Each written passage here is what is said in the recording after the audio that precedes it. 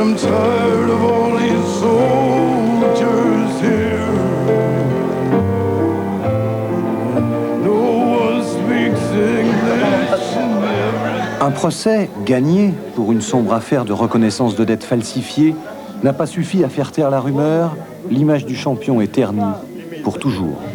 Cette histoire de doping, ça lui a toujours pesé sur le dos. Moi, j'ai l'impression que c'est parce que c'était une tête de flamand qui n'était pas assez... ni assez soutenue, ni assez aidée, ni... Bon, j'ai tout de même toujours cru qu'il prenait quelque chose pour pouvoir faire ce qu'il a fait. Ben en ce moment, je crois qu'il doit être chômeur. Et il habite pas très loin d'ici, il habite à Newport. Je ne sais pas, je suis pourtant assez régulièrement, mais là, je n'ai plus de nouvelles de lui. Parce que je sais qu'il a été licencié de son équipe et que je ne sais pas. C'est un peu la déchéance et le champion qui dégringole, quoi. Enfin, à part ça, Freddy Maertens me dit, c'est pas mon idole, quoi. Ce n'est pas vraiment une idole, Freddy Maertens, mais ce n'est plus son souci. Ce qu'il revendique, c'est la dignité. Dignité d'un champion, d'un homme aussi. Il veut être reconnu, réhabilité peut-être. Alors, il s'est remis au travail. Dans un modeste appartement prêté par un des derniers amis, un des derniers supporters. La maison luxueuse, la voiture aussi ont dû être vendues pour payer les dettes et les rappels d'impôts. J'ai quand même une famille, j'ai une femme et une petite fille. J'ai pas gagné ma vie pendant un mois et demi, alors seulement entraîné, mais en entraînant, ça ne rapporte rien. On dit que tu n'as plus rien, que tu as eu des millions et que tu n'as plus rien, c'est vrai? C'est vrai, oui.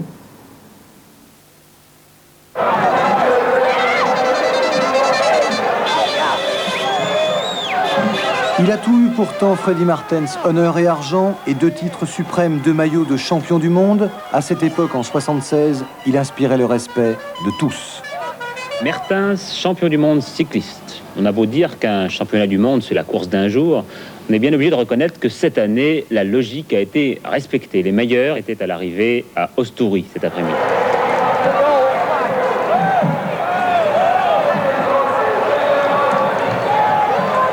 Là, c'était en 81, il y a 4 ans à peine, le sommet, juste avant la dégringolade.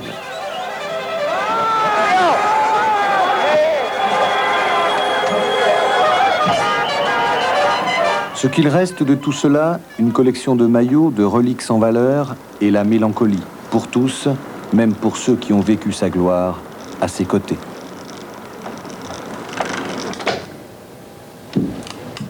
Jean-Pierre Danguillaume, la vue de ces images, la gloire de Freddy Maertens, qu'est-ce que ça vous inspire? Ça m'inspire que des bons souvenirs en plus, et puis en plus ça me rappelle que c'est l'époque où il était vraiment invincible, qu'on pouvait s'y prendre de n'importe quelle manière et gagner avec une facilité dérisoire, que ça soit dans l'esprit mais même dans les contre-la-montre. Et quand je revois son visage serein, sans un faciès marqué par l'effort, je me rappelle que c'était quand même un très grand champion. Et ce qu'il est devenu maintenant par rapport à cela? J'ai plus tellement de contact avec Freddy, seulement par la presse, qu'il a repris, qu'il essaye de continuer à faire du vélo, et je crois qu'il donne pas une très très bonne image de ce sport qui est si joli, qui est le sport cycliste. Il faut savoir s'arrêter, je crois. Il y a eu ce problème, naturellement, de doping, que tout le monde a parlé.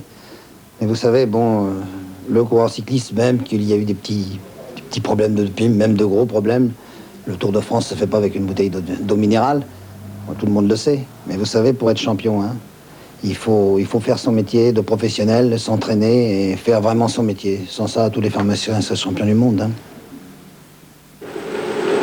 Un titre de champion du monde, Freddy Maertens n'en demande pas tant. C'est après son honneur perdu qu'il veut courir pour faire taire ceux qui ne voient en lui que le symbole des méfaits de certaines pratiques qu'on évoque invariablement quand on pénètre dans le monde de souffrance qu'est le sport cycliste. Si vous vous entraînez comme ça, c'est certainement pas pour aller vous promener le dimanche. Vous avez l'intention de courir à nouveau. Ah oui, surtout ça, parce que je peux quand même pas m'arrêter comme ça après toutes les choses qu'ils ont dit derrière mon dos, les accusations et tout. Enfin, je trouve ça un peu trop exagéré, et surtout pour moi-même aussi, je veux essayer de revenir un peu coureur. La réponse, vous allez la donner sur le vélo. C'est la meilleure chose pour le faire, parce qu'avec des paroles, ça va pas. faut le faire avec les pédales, alors je vais essayer ça. Et pour gagner, on doit souffrir. Alors je suis prêt pour faire ça. Pour gagner le simple droit de souffrir, comme il dit, Freddy Martens devait récupérer sa licence confisquée parce que son ancien employeur avait déclaré qu'il était devenu dangereux sur son vélo. Réunie, un mois plus tard, la commission médicale de la fédération belge a déclaré que Martens était apte à courir. Alors, l'équipe Eurosop a pu l'engager comme si rien ne s'était passé.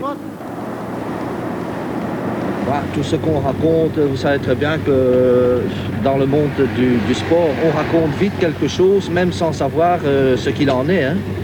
On part de 2-3 mots et on finit par tout un livre, quoi. Hein. Vous n'avez pas l'impression de profiter des malheurs de Freddy Martens pour l'employer à bas prix, parce que vous n'auriez pas pu vous offrir Freddy Martens s'il n'avait pas eu tous ces soucis? Disons qu'en profiter à bas prix, c'est pas vrai, hein, parce qu'en fait, Freddy va être payé chez nous. Et on a donc un accord avec lui aussi que dès qu'il aura, disons, des prestations un peu plus élevées qu'au début de la saison, il sera payé comme un tout grand. Hein. Payé comme un tout grand, Freddy Martens ne le sera sans doute plus jamais. Tout juste peut-il espérer vivre quelques mois, quelques semaines peut-être, de son métier de coureur cycliste.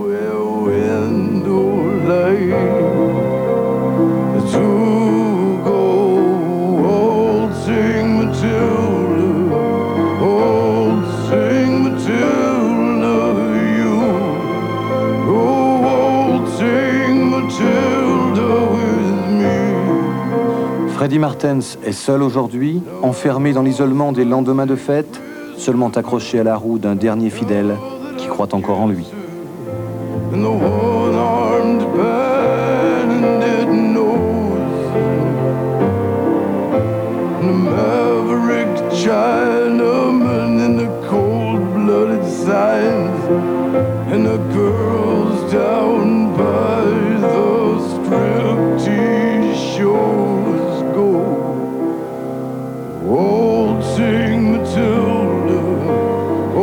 La vie de Freddy Martens est sans saveur aujourd'hui. Il court après le passé, il court après le bon temps qu'il a laissé filer.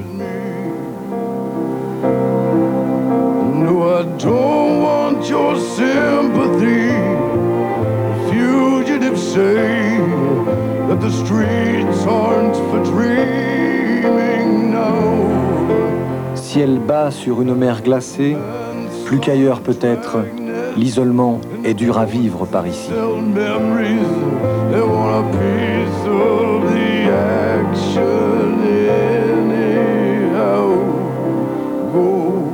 Je peux plus faire comme j'ai fait dans le temps, mes meilleures années, 76, 77 et les autres années, mais je veux prouver surtout à moi-même que je suis encore capable à faire quelque chose. Et surtout pour les gens qui m'aiment encore bien, pour prouver à eux aussi que c'est pas comme ça qu'on a écrit, qu'on a dit, qu'on... Et quand tu vas arrêter de courir, puisque tu dis que tu n'as plus rien, qu'est-ce qui va se passer? On va travailler alors. Hein. Quel genre de travail tu vas faire? Je sais pas encore, mais je suis pas trop feignant pour travailler.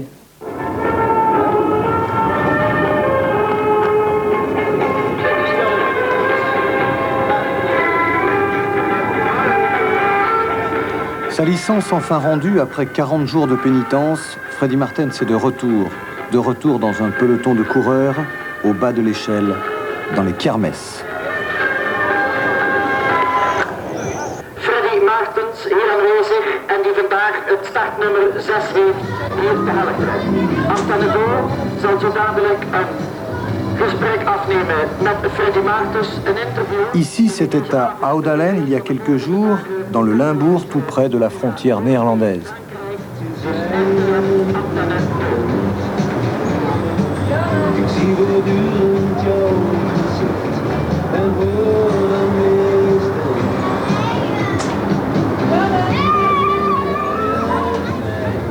Après 40 km de course seulement, on l'a cherché en vain. Il avait disparu du peloton, il avait abandonné. il était rentré chez lui. Depuis, il est revenu, il a même réussi à terminer 3 courses dans le peloton, mais certains l'avaient déjà condamné.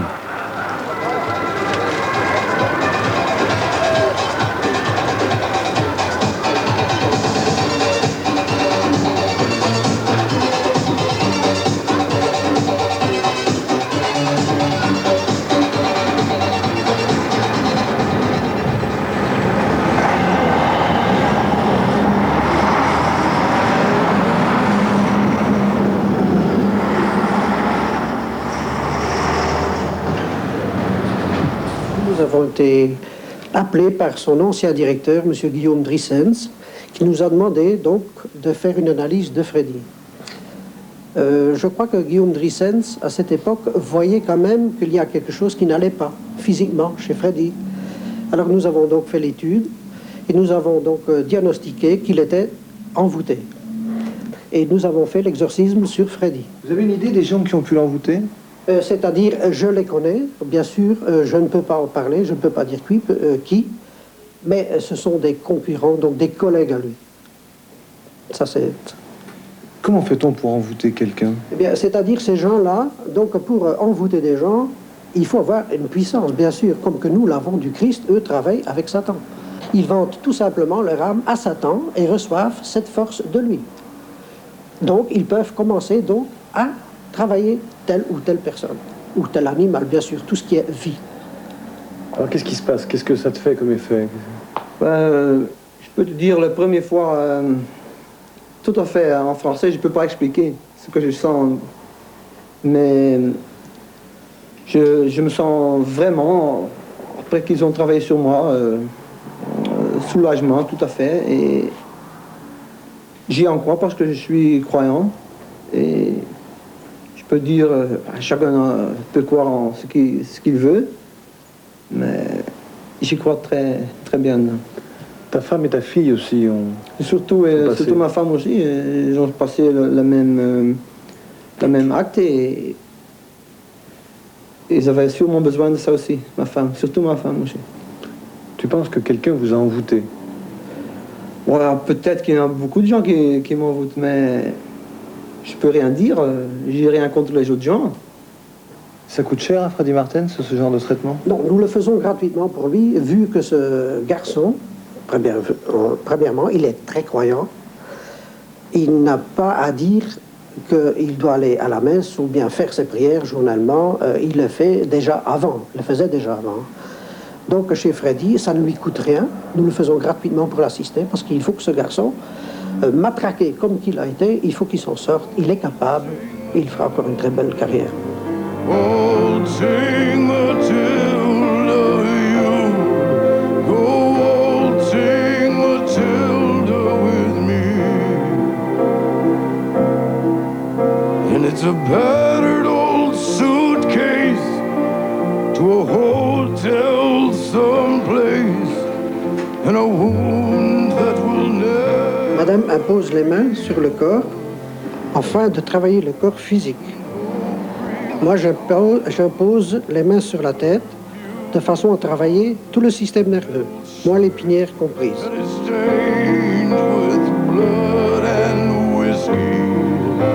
Good night to the street sweepers, the night watchmen, flame keepers, and good night, Matilda.